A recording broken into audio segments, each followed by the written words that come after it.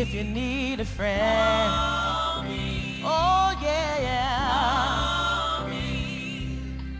Call me. Call me. Call me. I'll be right there. Call me.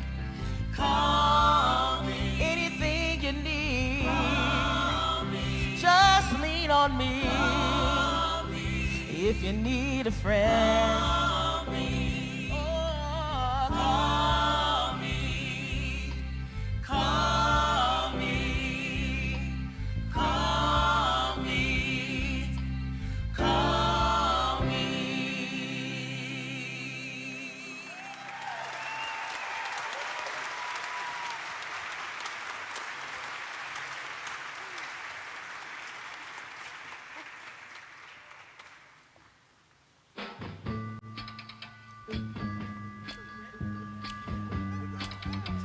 Listen, baby, ain't no mountain high, ain't no valley low, ain't no river wide enough, baby.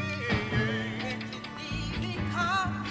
No matter where you are, no matter how far, don't worry, baby. Just call my name, I'll be there in a hurry. You don't have to worry, 'cause baby, there ain't no mountain high enough, ain't no valley low enough, ain't no river wide enough to keep me from getting to you, babe. Remember the day I set you free? I told you you could always count on me, and from that day on, I made a vow. I'll be there when you want me some way, somehow. There ain't no mountain high enough, ain't no valley low enough, ain't no river wide enough to keep me from getting to you, babe. Oh no, baby, no wind, no rain, always lasts long, can't stop me, baby. Oh no, baby, 'cause you are my if you're ever in trouble, I'll be there on the double. Just send for me, oh baby. My love is alive, deep down in my heart, although we are not And if you ever need a helping hand, I'll be there on the double as fast as I can, 'cause baby, there ain't no mountain high enough, ain't no valley low enough, ain't no river wide enough to keep me from getting to you, babe. Ain't no mountain high enough, ain't no valley low enough, ain't no river wide enough, ain't no mountain high enough, ain't no valley low enough, ain't no river wide enough, ain't no mountain high enough, ain't no valley low enough, ain't no river wide enough to keep me from getting to you, babe.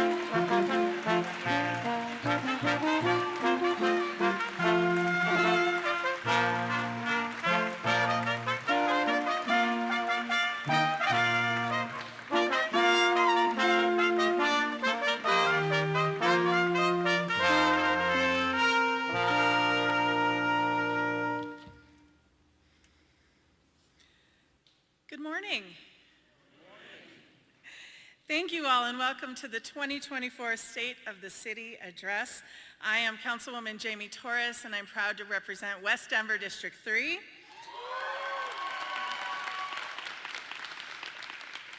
Please join me in acknowledging the Denver Municipal Band.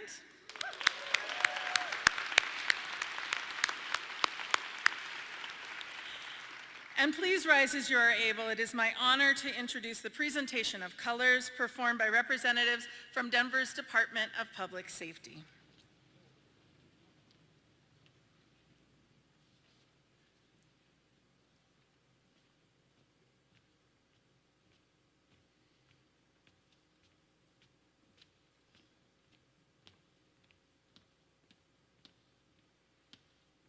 Right turn, march.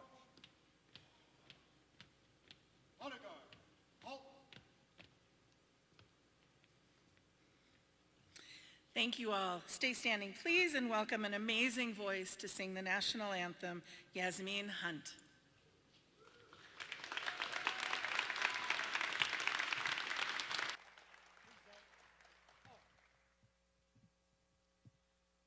Oh, say, can you see by the dawn's early light what so proudly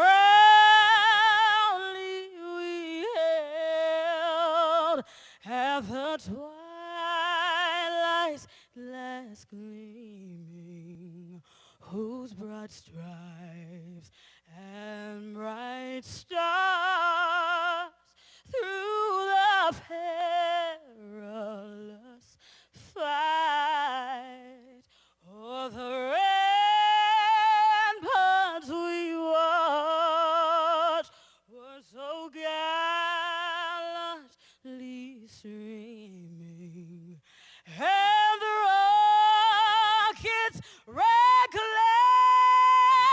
the bombs bursting in air gave proof through the night that our flag was still there.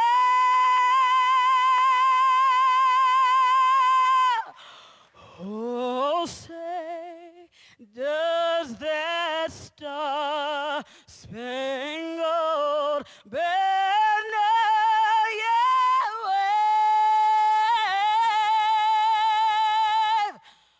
o'er the land of the free and the home of the brave?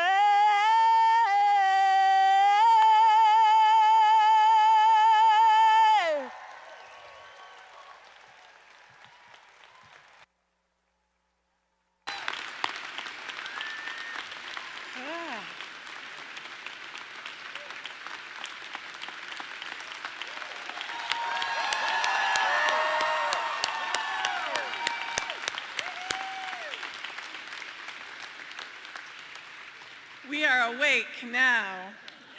It is now my pleasure to introduce a young woman who is a member of the Mayor's Youth Commission, Anya Sharma, who will recite the Pledge of Allegiance.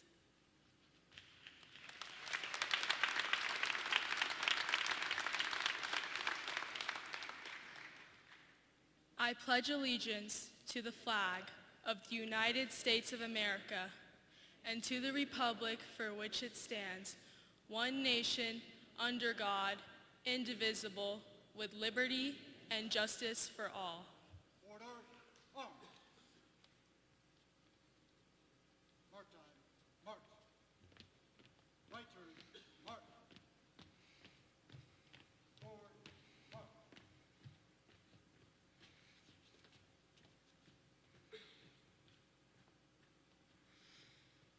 Thank you, Yasmin, Anya, and the Department of Public Safety presentation of colors.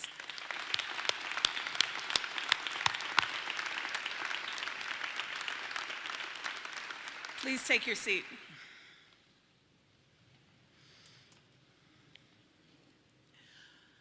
We honor and acknowledge that the land on which we reside is the traditional territory of the Ute, Cheyenne, and Arapaho peoples. We recognize the 48 contemporary tribes that are historically tied to the lands that make up the state of Colorado. We honor elders past, present, and future, and those who have stewarded these lands throughout generations. We also recognize that government, academic, and cultural institutions were founded upon and continue to enact exclusions and erasures of Indigenous peoples. May this acknowledgement demonstrate a commitment to working to dismantle ongoing legacies of oppression and inequities and recognize the current and future contributions of Indigenous communities in Denver.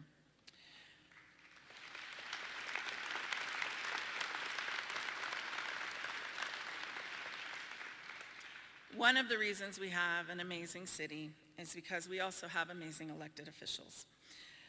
Or maybe it's the other way around. I would like to thank all of our electeds from around the region who have joined us today, and I want to give a sincere thanks to my Denver colleagues up here on stage with me. Please give a wave when I call your name. From Denver City Council, Council President Amanda Sandoval. Councilman Kevin Flynn. Council President Pro Tem Diana Romero Campbell. Councilwoman Amanda Sawyer. Councilman Paul Cashman. Councilwoman Flor Alvidrez. Councilwoman Chantel Lewis.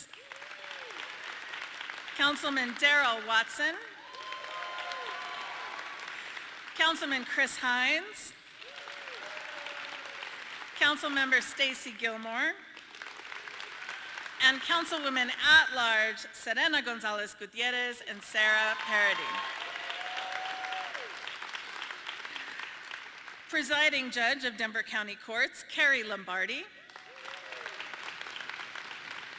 Denver District Attorney, Beth McCann. Auditor Tim O'Brien. And Clerk and Recorder, Paul D. Lopez. Thank you all. Now I would love to invite Celicia Lopez to share today's blessing and prayer.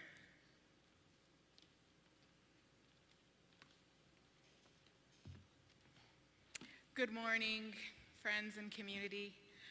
My name is Celicia Esther Lopez, and I am a Chicana native from Denver, Colorado. My family has been in this state for over 3 generations, and my ancestors come from the Otomi people in Mexico and from the Apache people right here in this continent. I am an educator and an activist, but most importantly, I come to you this morning as a woman, as a daughter, as a mother, as a grandmother, a sister, a friend, an auntie, a mentor, a femtor, actually, and so much more. I would like to start by saying thank you and thank the Creator for this day, for another day where we can all have the breath of life and be here and gather today as we listen to our mayor and our leader and our leaders of today share with us how what our plan is to move forward. But before going into the future, I want to remind us of one thing that I center as an Indigenous woman, and I think it's important to say that I was born and raised here, but I have been spiritually raised with the Lakota people from the Sicangu Nation on Rosebud, South Dakota. And so that is how I strive to live my life and walk that way. And it's important to recognize our elements and Creator before we move forward in, recognizing the air and the water and the fire and Mother Earth, because all of those things matter. If we don't have our environment, we don't have the air to breathe. If we don't have water, we cannot survive. We all come from water. The womb is the sacred water of life. So if you don't know that campaign and that activism, it's important to know so, because without water, we would not be here. And without water, we cannot continue. And so I say Mini Wichoni, which is water is life, and the sacredness of how we move forward. And the movement, water brings the movement of the forwardness of how we grow together collectively, how we grow together as a community and as people, especially right now in this time when our country is in so much turmoil and sitting in division and divisiveness. How do we come together with this new shift that's happening and really center us as people and the community and center people and the common good over greed and individualism? That is a prayer that I sit with every morning, that I sit with my family, and thinking about how we move forward in human dignity and centering us so that we can better ourselves, everybody, right? Everybody has a part in how we grow forward. And so it is really important, I want to say to our leaders sitting behind me and our leaders sitting in front of me and everyone in between, that we really, I pray that we can think about our past, present, and our future, right? Indigenous peoples, we say the seventh generation is rising, and we look to our ancestry. No matter where you come from, you have ancestry that is rooted in your identity and your agency. And so to think about that as we move forward is critically important, and not about the differences in that, because we are different and that's okay. We don't have to agree to work together.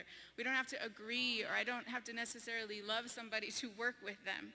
We can have differences and still work together for a common goal and a common good.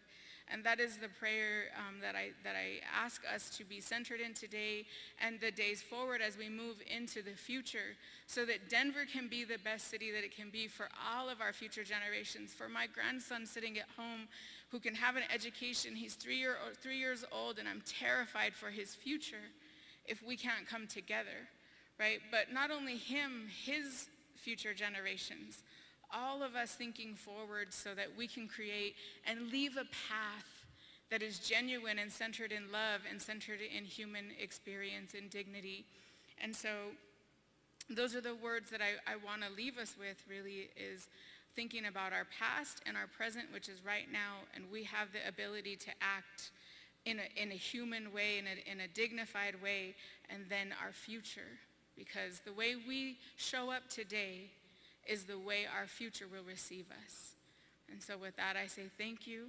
Pilamaya, gracias, and I wish you all a good day.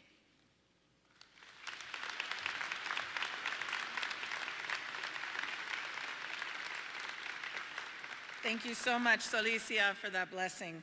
Now I want to invite Rabbi Sarah Schulman to share this morning's invocation.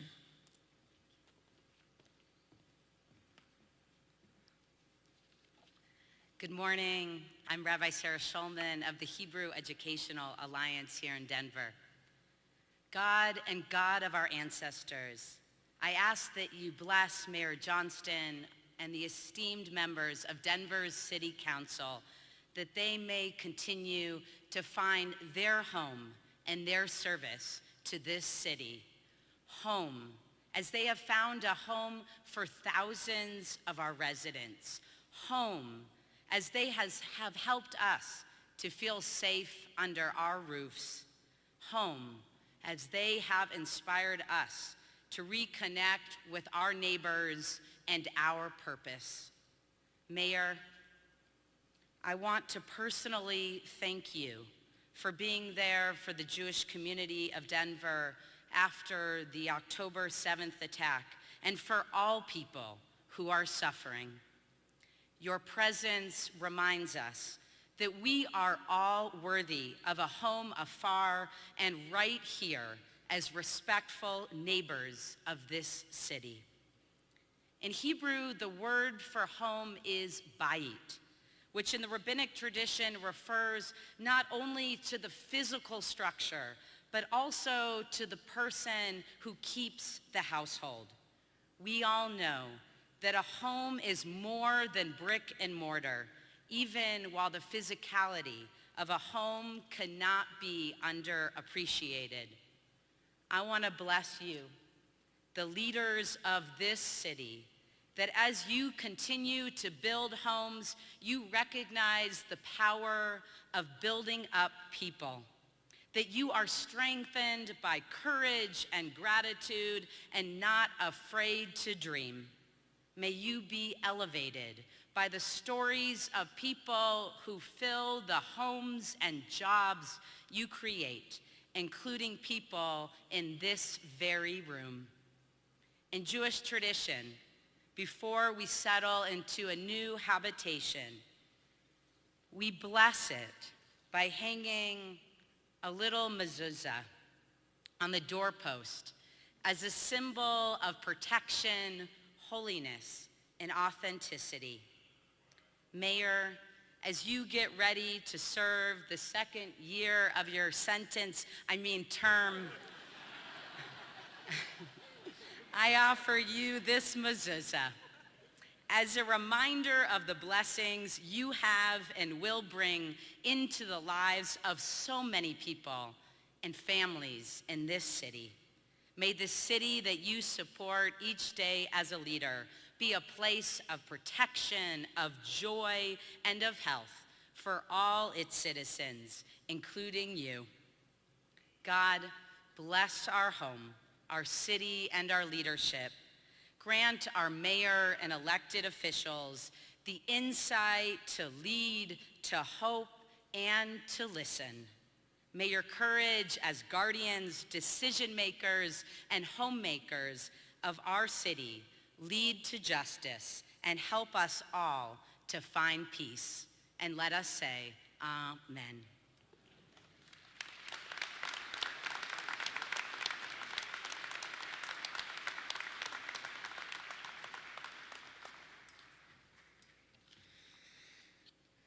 Thank you, Rabbi Shulman. It's been 12 months since we were last together, kind of like this. Seems like a short time, but lately we can never underestimate how much change can happen in a short period of time. Just look at the last 24 hours. I invite you to think about all that's transpired in your life in the last 12 months and what you will do with the next 12. As council looks to the new year, our stated priorities to the mayor included 3 new areas. Treat climate change as the emergency that it is, increase access to physical and mental health care and addiction resources, and invest in children, youth, and families. Our quality of life is as critical as our infrastructure, and we cannot achieve the things we don't ask for and aren't prepared to work for. Leadership in this city is not just on this stage, it is you. It is everyone sitting next to you, and it is every resident outside of this theater who right now are working, are volunteering, are extending a stranger kindness, opening the doors of their business, or going to bed after a night shift. Leadership is all of us, and it always will be. So thank you to all the leaders in Denver. I saw you show up for your neighborhood and your community in meaningful, challenging, heart-bursting, and powerful ways this year. Thank you.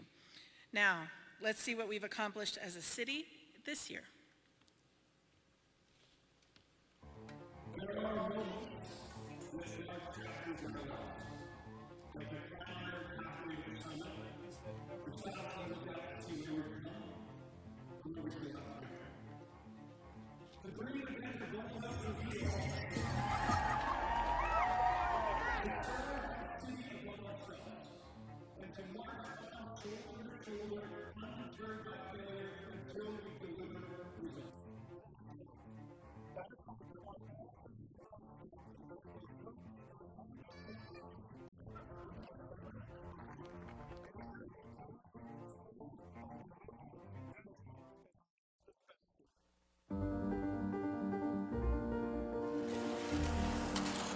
This city succeeded in under 6 months, moving more than 1,000 people off of the streets and into housing.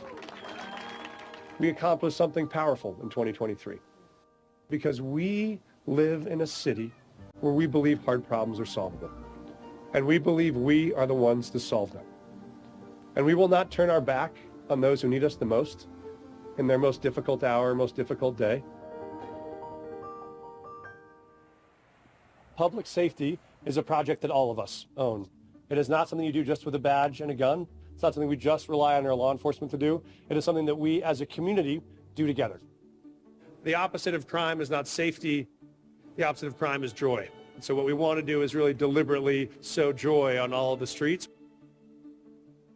And when migrants began to arrive in Denver by the busload, we faced a crisis, the biggest in the country. Today, we'll announce the Denver Asylum Seeker Program, which will give us a chance to better serve migrants and avoid cuts to core public services and stabilize the city budget. And we sent a clear message we would do whatever it takes to not only protect the downtown we once had, but to build the downtown that we always dreamed. Our Vibrant Downtown campaign will bring the same thoughtful, deliberate, inclusive development we have seen at Union Station to all of downtown. Our vision is to create the fastest growing economic engine in the West, but one that also brings a more diversified central neighborhood district where people of all ages and incomes can make their home. By the end of 2024, we'll be prepared to start making investments to what will be the most vibrant downtown neighborhood in America. The place where you can come to experience world-class art, unbelievable food, championship sports, and open, accessible, memorable public spaces that you can only find in Denver.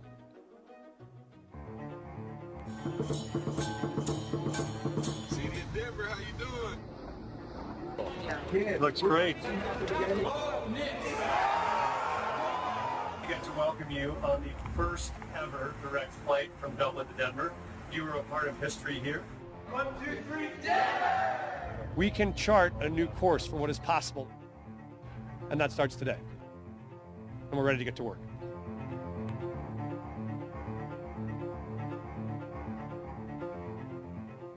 Please welcome Denver Mayor Mike Johnston.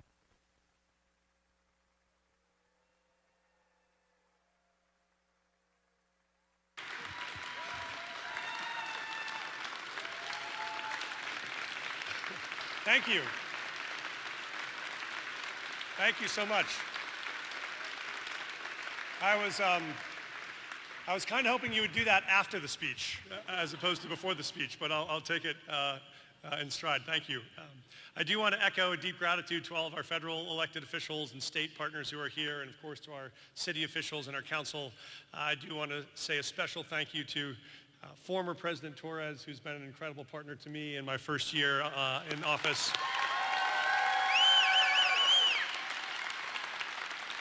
And to current President Sandoval, who will be an amazing partner in the year that is coming. I remember well, a year ago, first time I visited an encampment as mayor. And the first man I talked to, I remember, showed me the sores all over his back from where he'd been bitten by rats in the middle of the night when he was sleeping. He told me how hard it was to hold the job because when you left during the day to go on a shift, when you came back, all of your stuff had been stolen from your tent. He talked about the people that would show up with a gun and take his tent and turn it over into a temporary home base to sell drugs before they would disappear. Again, he talked about how many times he had been pushed from block to block or place to place and had to start all over again. And the crisis was not only affecting him, it was affecting all of us. I talked to business leaders in the neighborhood who would talk about how they were facing going out of business, how they'd cut off the foot traffic from the huge encampments, how revenues were plummeting.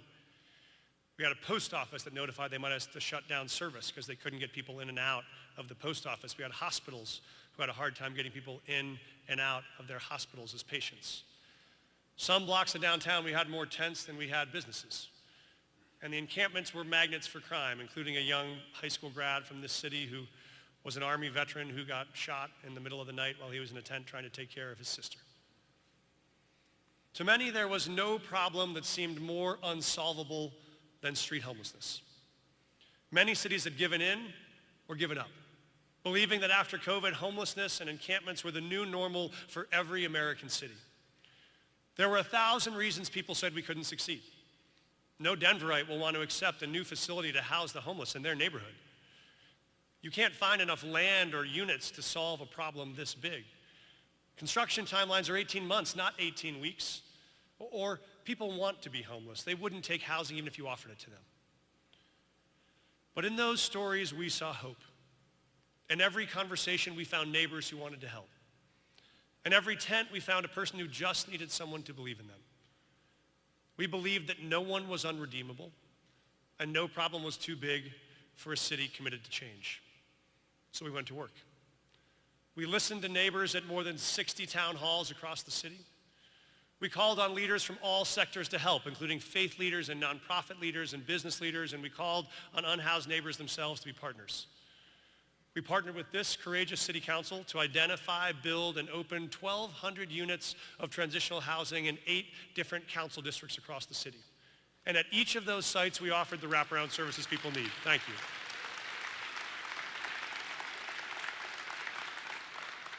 And as of today, 1 year later, we have now moved more than 1,600 people off the streets and into transitional housing.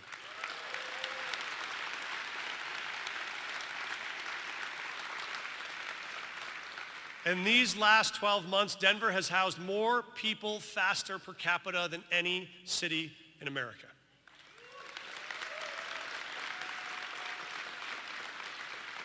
And in finding them a home, we created a better home for all of us. I remember more than a year ago, before I took office, walking downtown with my daughter Ava, and we rounded the corner and saw someone sleeping on the street, and she said, "Dad, why don't we do something?" We did do something. And today, you can walk out this theater with your daughter, and I can walk out with mine, and you can walk down the mall to Union Station, or over to Coors Field, or through all the businesses in 5 Points.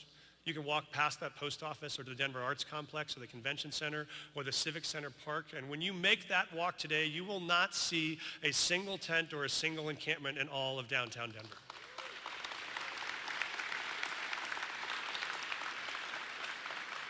Because those people who are living on the streets are now living indoors in dignity.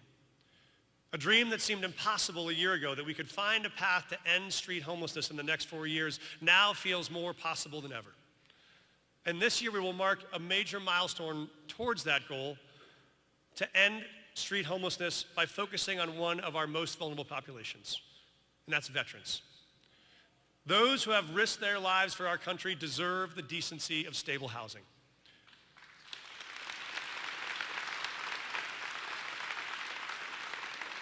That is why we are proud to share that by the end of 2024, Denver is on path to become the largest American city to ever end street homelessness for American veterans. But our work is not done. We have much more to do to bring more people off the streets and to help people in transitional housing get placed into permanent housing. This historic effort has not been easy and has not been without mistakes. But in it, we hope you can see the blueprint for what this city can do.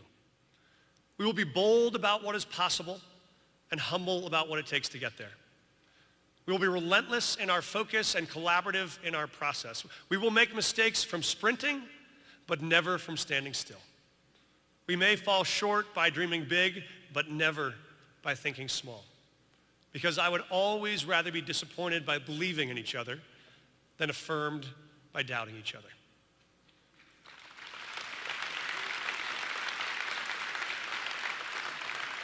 That is the story of our all-in Mile High effort, an unfinished story, and it's the story of Denver. But as we were working to get 1,000 unhoused individuals off the streets and into transitional housing, 30,000 newcomers arrived in our streets in the last year.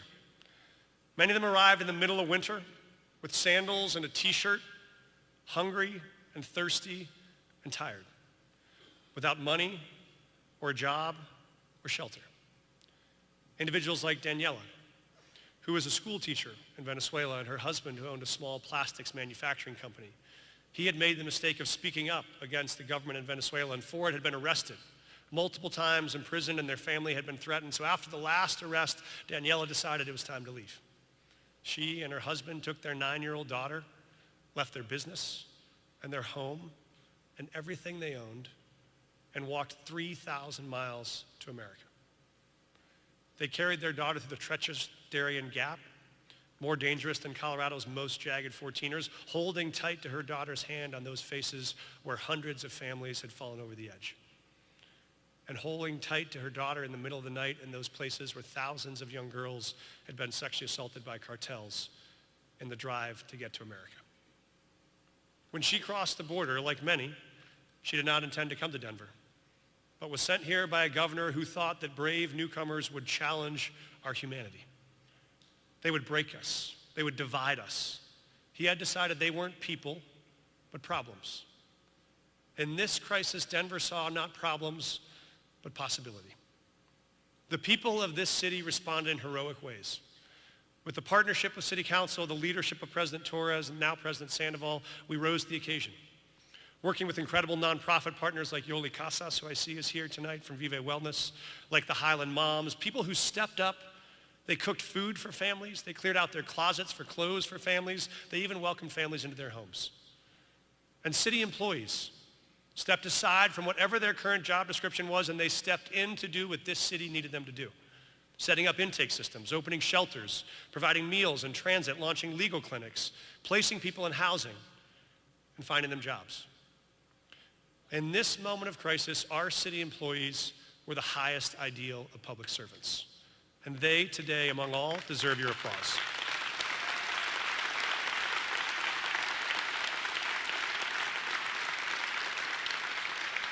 In this moment, it would have been easy to blame someone else, to give up or to give in. But Denver did something different. We rolled up our sleeves and believed that even this problem was solvable.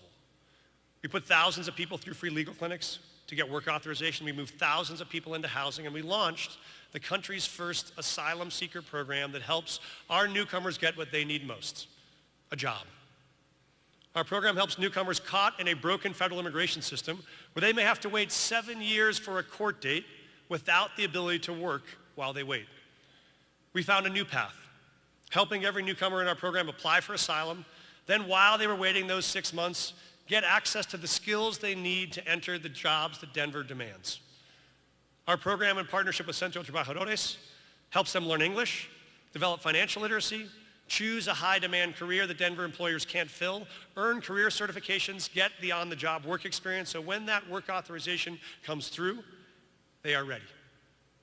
What was meant to be a crisis that would divide us, we turned into an opportunity to unite us. Newcomers wanted a path, thank you.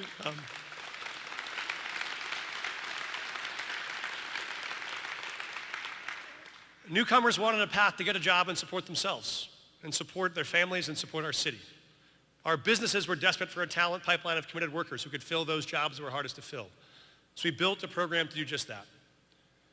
Thanks to Denver's indomitable spirit of service, this historic effort has meant that in Denver, the city that has welcomed more migrants per capita than any city in America in the past year, we don't have encampments of migrant families living on the streets. We've helped families find their way to housing and dignity and work. Families like Daniela's. After she arrived in one of our shelters, she and her husband applied for work authorization. He got a job working as a chef here in Denver, and she started this spring as one of the founding teachers of a school that Yoli put together up in Northwest Denver to help newcomers acclimate to America.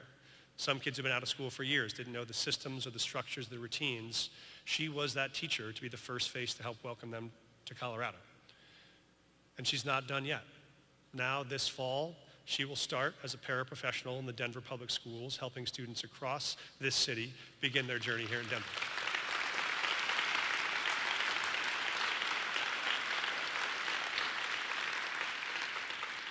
Here in Denver, the American dream is alive and well. Now, these challenges from year one were daunting, and they required an entire city to rally support to make them successful. That's why we made sure that people leading our city represented our city and brought new ideas to the table. Working together, we built one of the most diverse cabinet in Denver history, and I believe the most talented. We built the first all-female executive team, and we did it with an unprecedented amount of public involvement, partnering with more than 500 people who served in the largest and most inclusive transition in Denver history. To all those who did that, thank you for your service.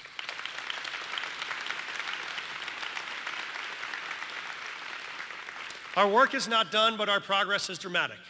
Our successes have opened up new opportunities for even greater impact in the year ahead. And inside each of these struggles, we see the need for more work to be done. Walking that encampment a year ago, the challenges I saw were not just homelessness, but a larger ecosystem that needs attention. Saw the need for a citywide commitment to public safety. We saw a chance to connect each of us back to each other in our communities. The need for an economic revitalization of our city center and all of our neighborhoods, and the urgency to make Denver affordable for everyone. These are the priorities that will drive the year ahead, and I want to spend a couple of minutes talking about those before I close. Often when we talk about public safety, people think of crime. But as I said, the opposite of crime is not safety. The opposite of crime is joy.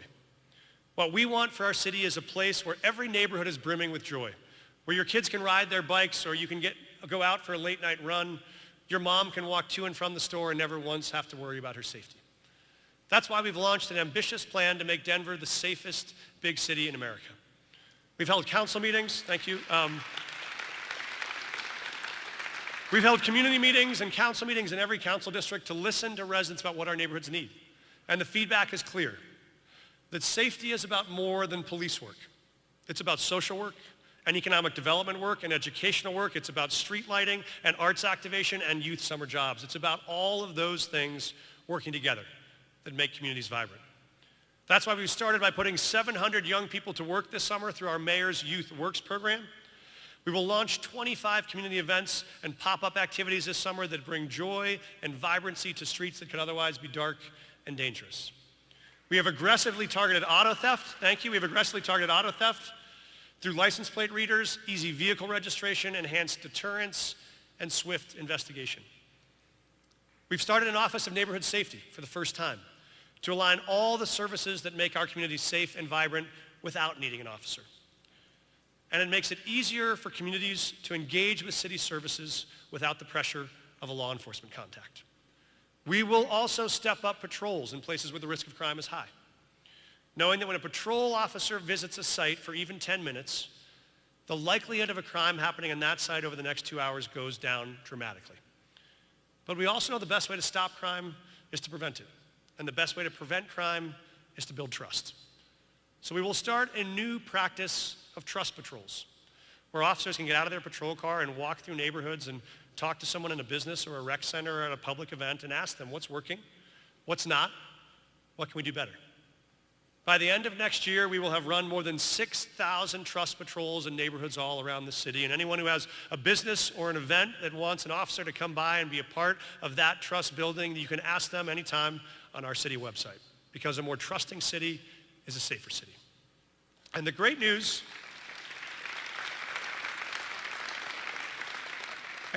is, while there is more work to be done here, we are already showing results.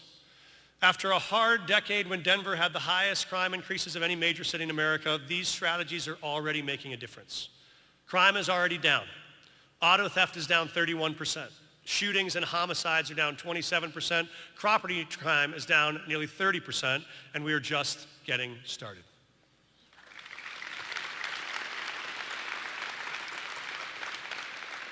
Whenever I talk to someone about their dreams for their neighborhood, the first thing that happens is they offer to help.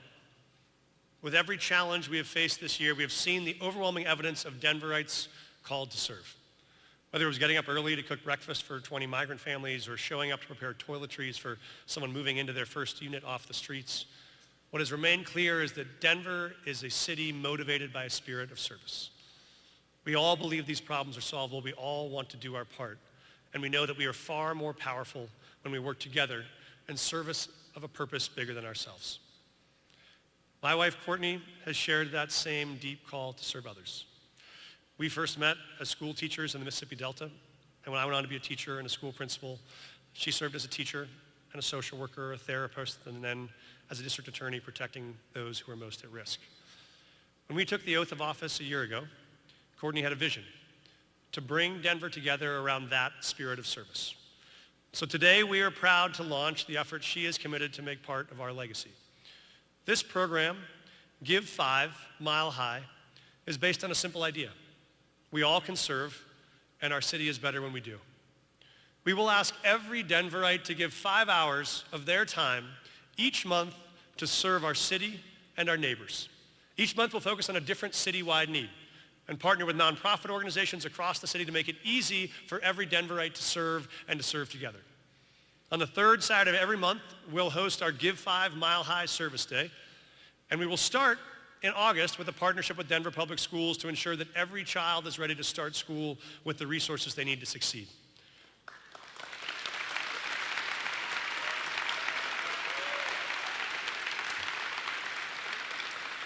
In September, we will move on our focus to Beautify Denver, launching a citywide cleanup day to make sure every block of Denver is beautiful. So when you walk out of this beautiful Paramount Theatre today, you will see my beautiful wife standing at the front door with flyers and info and all the resources you need to get your friends, your neighbors, your coworkers to join you for the city's first Give 5 Service Day this August. Can't wait to see you there.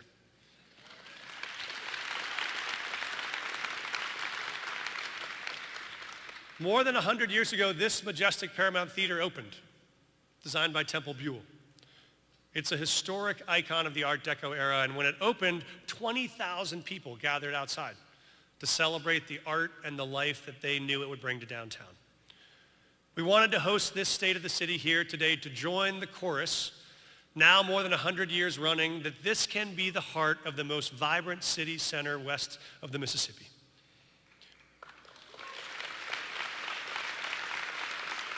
Downtown Denver is the economic and artistic engine of the city, and we cannot have a vibrant city without a vibrant downtown. Downtown Denver is the living room for every Denverite, and it is the playground for every Coloradan. That is why this year we will launch our Vibrant Downtown campaign to make the largest ever investment in downtown without raising taxes. We will use these resources to turn downtown from a central business district to a central neighborhood district, complete with affordable housing and public parks, childcare, great retail, restaurants, art and music, and walkable, activated streets where you can get lost in a vibrant world that you can only find in Denver. And the catalyst for this success of downtown will be the final reopening of the 16th Street Mall. Yes. We are grateful for our friends at the Downtown Denver Partnership who are leading this effort, and we will partner to be able to make this a spot that we are all proud of.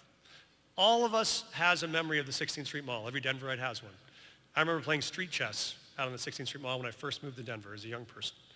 I remember writing my wedding proposal to Courtney in lipstick on our apartment window in our first apartment on the 16th Street Mall when we moved to Denver. You can already feel the energy of the mall coming back with the first few blocks we opened this summer. And we're just getting warmed up. By the next State of the City, 16th Street will be open from Union Station to the Pavilion. Buses will be running. People will be strolling down our new broad sidewalks. Brand new stores will be open.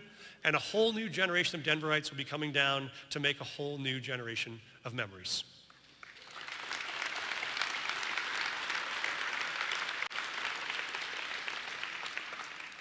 One last thing to share. A vibrant Denver has to be one that can include all of us. Denver has to be a place where the ushers who welcomed us in today, the chef in the kitchen next door, the kindergarten teacher who will greet your child when you take her back to school in September, it has to be a place where all those folks can afford to live.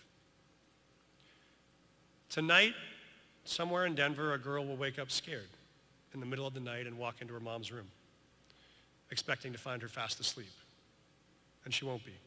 She'll be awake, staring at the wall, wondering how she's going to find a way to pay the $200 more a month that her rent just went up. She already added more shifts the last time the rent came up. What can she do now? Where will she go? She'd have to take her daughter out of the school that she loves, away from the friends that she loves and she's known her whole life. She'd have to find a new job or make a long commute. She loves this city and this neighborhood and this life that she has built, and she is terrified she's going to lose it. When her daughter asks what's wrong, she stops for a moment. She can tell her daughter anything, but she can't bring herself to answer this one. She's not the only one awake. Down the street, there's a grandmother who retired from 40 years of teaching school to move to Denver to be close to her grandkids. She gets to see every flag football game, volunteer in their classrooms, help pick out a dress for the middle school dance, and host dinners and sleepovers when her daughter has to work late. But the rents keep going up, and her fixed income retirement does not. She can feel the lump growing in her throat, wondering how she will tell her daughter that she may have to leave and move back home because she can't afford to stay in Denver anymore. And what will she do when the baby girl, the littlest of all, holds her leg and says, please, please don't go. Or the girl across town who should be out with her friends. She has a brand new college diploma in her hand and a job offer right here at home. She's in her childhood bedroom, and her heart warms as she looks at the photos on her desk of her and all her friends that one summer night at Red Rocks, or the one of her at age 7 in a tiara at her first Pride Parade. But that warmth recedes into fear because she's looked at the rental cost and she's done the math 100 times. And even with this new job that she thought was a great salary, she can't see a way to afford to have her own place.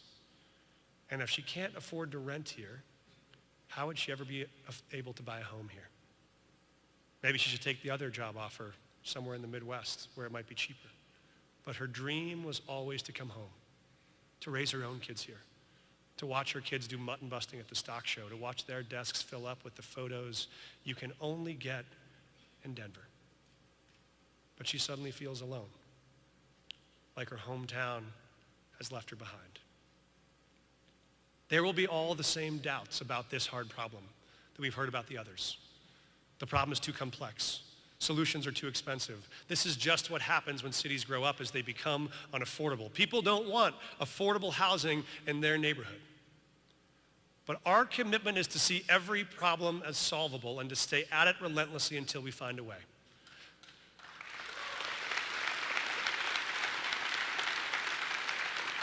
That is why we will partner with City Council this week to work to send a measure to the ballot this November to support our plan for an affordable Denver.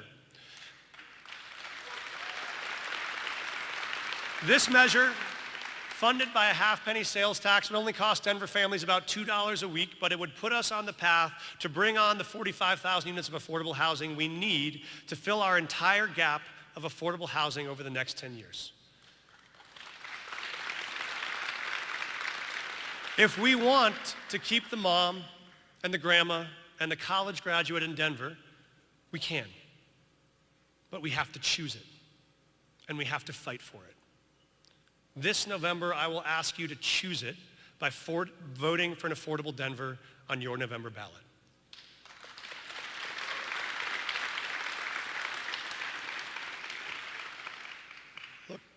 Finding a way to reverse the economic impacts of a global pandemic on a city center is hard. Replacing cycles of violence with centers of joy is hard. Living on the streets in a tent in a Denver winter is hard. Leaving everything you have and walking 3,000 miles to a future that is unknown is hard.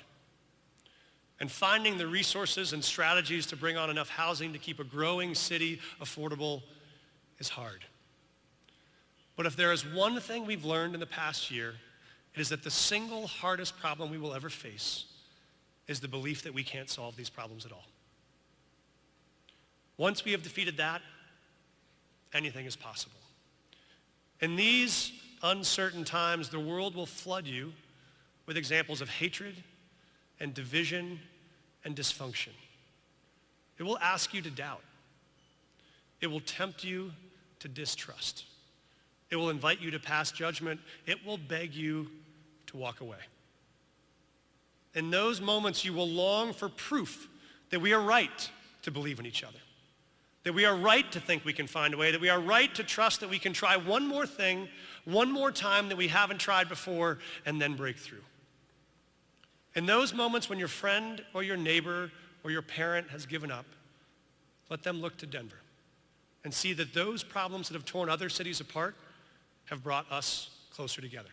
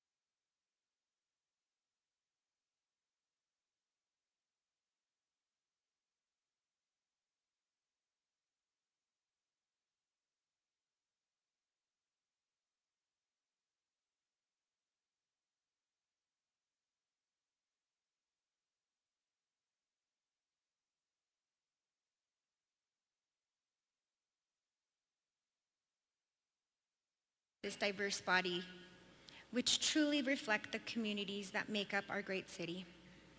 Our council includes 8 women. The majority of council is 8 women, 6 whom are Latinas, 2, yes, for the first time ever, 2 openly LGBTQ members, and one representative from the community of people with disabilities.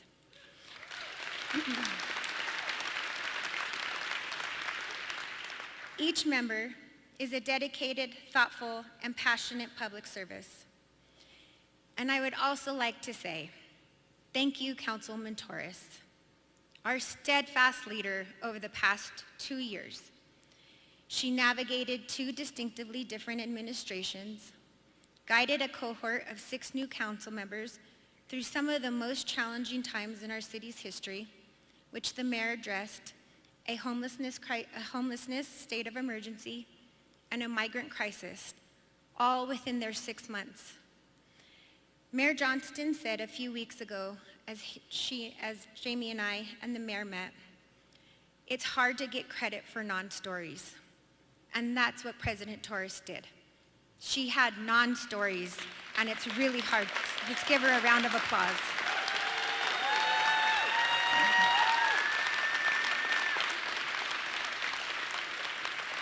Thanks to Councilwoman Torres' leadership, she ensured everyone's safety during protests that took over our council chambers. So thank you, Torres, for your caring and inspiring leadership.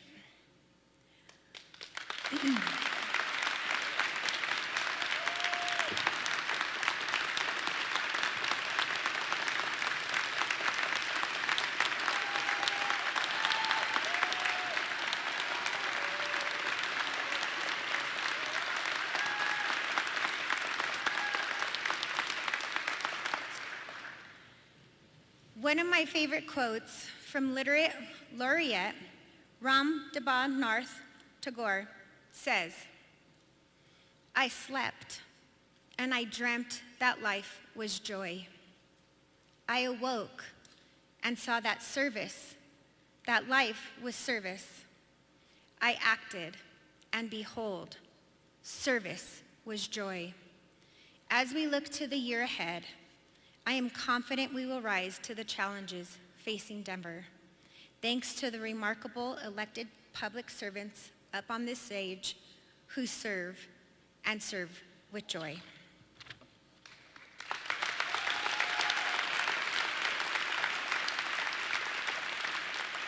Now I invite Pastor Eugene Downing from New Hope Baptist Church to share today's benediction.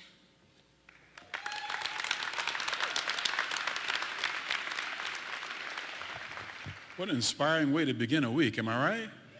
It's a great city. Won't you bow with me for a closing prayer? Eternal God, we just thank you today for filling this historic place with your presence. We thank you, God, for the public servants on this stage, elected officials, all around this room, oh God, who've given their hearts, minds, and souls to this work, oh God, to which you've called us.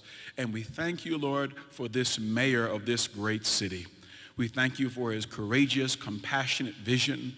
We thank you for the heart with which he pursues that vision. And God, we thank you for your omnipotent hand on his work. We ask, Lord, that you continue to guide us, that this city may continue, Lord, to be great, that our witness will shine across this country as a model, oh God, for how to unify a city and a neighborhood. We ask, God, that you continue to equip us to house those who are unhoused, to distribute mercy and gentleness and peace to all, and that everywhere we go, God, people may look upon this city as a shining witness to what you can do if we put our shoulders to the plow. We thank you, God, for this great day. We thank you for this wonderful occasion. Keep this mayor and his family in your care, God. Give them the same joy they extend to others. And we'll be careful to thank you for everything you've done and everything that you are. In the matchless name of Jesus, we pray. God's people say together, amen and amen. God bless you.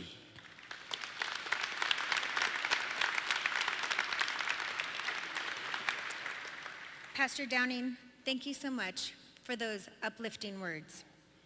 In closing, we all would like to invite you, my colleagues, Mayor Johnston, everyone in the community, outside for a fun party to celebrate our wonderful city. Thank you, and we'll see you outside.